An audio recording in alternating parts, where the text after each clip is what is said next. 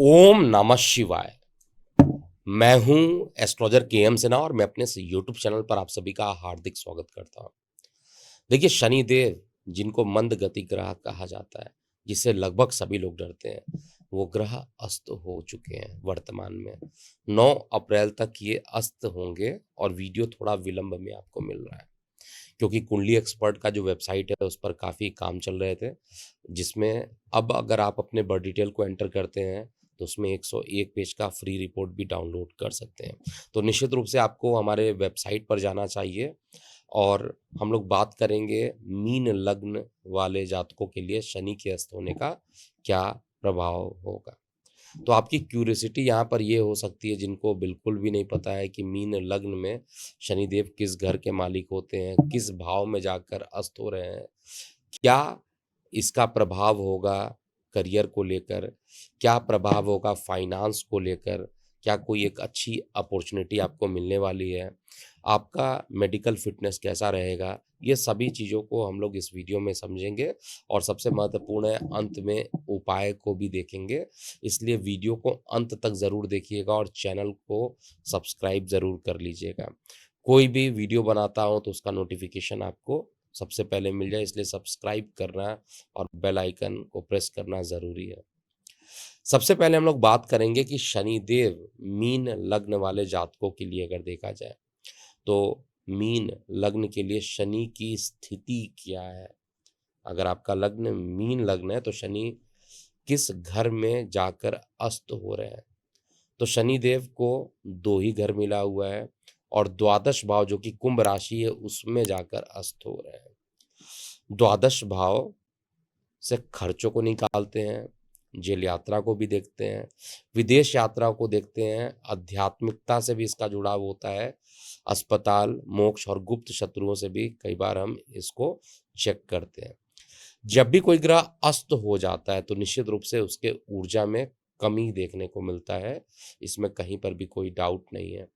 शनि देव जो हैं वो आपके लग्नेश बृहस्पति के लिए न्यूट्रल माने जाते हैं और शनिदेव को डिपार्टमेंट दिया गया है एकादश भाव का, लाभ का, आय का, इच्छाओं का और द्वादश भाव का, जिसको व्यय, मोक्ष और विदेश यात्रा कहा जाता है।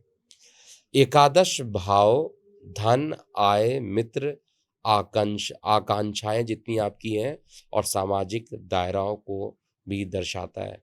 जबकि जो 12th हाउस होता है उससे खर्च, मानसिक शांति, आध्यात्मिकता, गोपनीय कार्यों से संबंधित इन सभी को द्वादश से देखा जाता है। शनि क्योंकि दोनों भावों के मालिक होकर अस्त हो रहे हैं, जिससे आपकी आर्थिक अस्थिरता बढ़ेगी।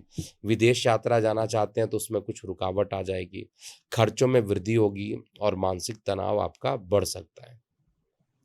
प्रत्येक ग्रह जब भी सूर्य के पास आते हैं तो संस्कृत में कहा गया है, यदा रविम समीपम गच्छति मंद गृहस्था मौद्यम तस्य भवेत क्षिप्रम फलानि मंदी भूयसे।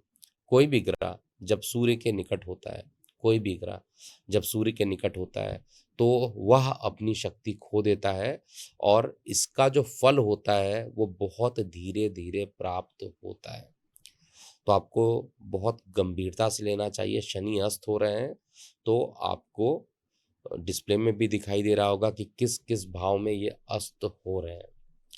अब इसका प्रभाव क्या रहेगा, सबसे पहले हम लोग बात करेंगे आर्थिक स्थिति और आय का, क्योंकि एकादश भाव के भी मालिक है, द्वादश भाव के भी मालिक हैं। तो सबसे पहले हम एकादश भाव से निकालेंगे, जिससे आर्थिक स्थिति और आय दोनों को डायरेक्टली हम लोग कैलकुलेट करते हैं। एकादश भाव का स्वामी अस्त है तो नियमित आय में उतार चढ़ाव अचानक से आ सकता है। व्यापारियों को अचानक धन हानि का सामना करना पड़ सकता है। निवेश और शेयर बाजार में किसी प्रकार का नुकसान हो सकता है। मित्रों और संपर्कों से लाभ मिलने में देरी हो सकती है और धन और आय पर भी शनिदेव के बारे में कहा गया है, लाभस्ते शनिना मोदते वित्त हानि भविष्यति साधनम संयम कुर्यात लाभम पश्चात भविष्यति। अर्थात एकादश भाव का स्वामी अगर अस्त होता है तो आर्थिक अस्थिरता आती है, लेकिन धैर्य और अनुशासन से लाभ जो है वो आपके लिए संभव होता है। दूसरी बात करेंगे, विदेश यात्रा के भी मालिक हैं और खर्चों के मालिक हैं और उन्हीं भाव में जाकर अस्त हो रहे हैं। तो इसके परिणाम स्वरूप विदेश यात्रा में देरी हो सकती है, रुकावटें हो सकती हैं, अनावश्यक खर्च बढ़ सकते हैं, आर्थिक स्थिति या आर्थिक संतुलन आपका बिगड़ सकता है, आध्यात्मिक साधनाओं में बाधा आ सकती है। गुप्त शत्रु जो है आपके सक्रिय हो सकते हैं, लीगल मामलों में भी किसी प्रकार की अड़चनें हो सकते हैं। क्योंकि खर्च और विदेश यात्रा पर शनिदेव जी के बारे में कहा गया है, द्वादशे शनिनाम मध्य व्यय बाधते निश्चितम साधनम चा धैर्यम धार्य लाभम पश्चात भविष्यति। अर्थात द्वादश भाव में शनि जब अस्त होते हैं तो खर्च में वृद्धि होती है, लेकिन धैर्य और सही रणनीति से स्थिति सुधार सकते हैं।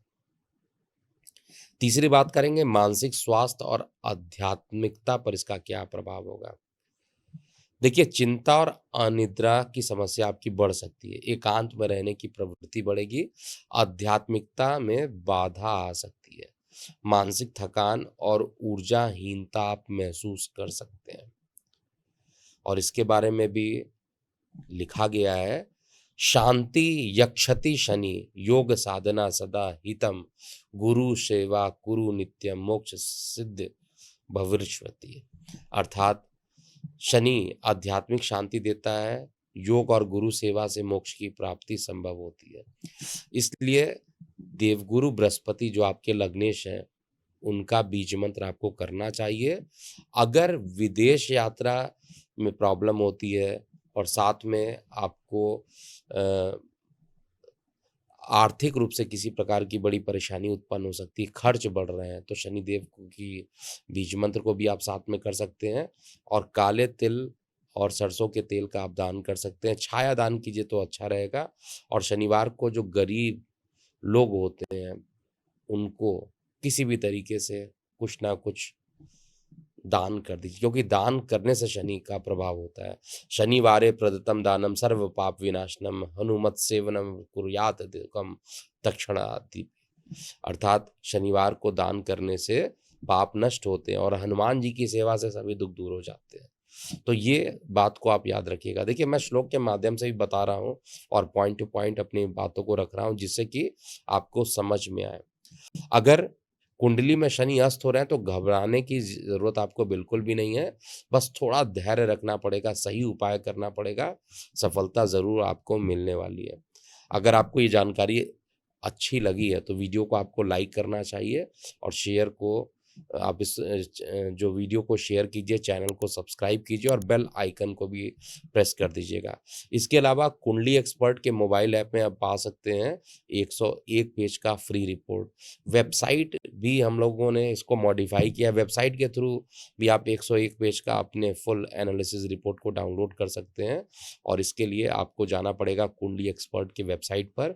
जिनको एस्ट्रोलॉजी की क्लासेस लेनी है, जिनको मैगजीन्स पढ़ने एस्ट्रोलॉजी के, वो सभी चीज़ें अवेलेबल हैं और सारे जितने भी प्रकार के रिपोर्ट्स होते हैं आप वहाँ से डाउनलोड कर सकते हैं। तो आज ही आप वेबसाइट को विजिट कीजिए। अगर किसी प्रकार की परेशानी है तो आप हमारे टेलीकॉलर से बात कर सकते हैं। नंबर है 9818318303। तो अभी के लिए इतना ही। मैं हूँ एस्ट्रोलॉजर के एम सिन्हा। ओम नमः शिवाय।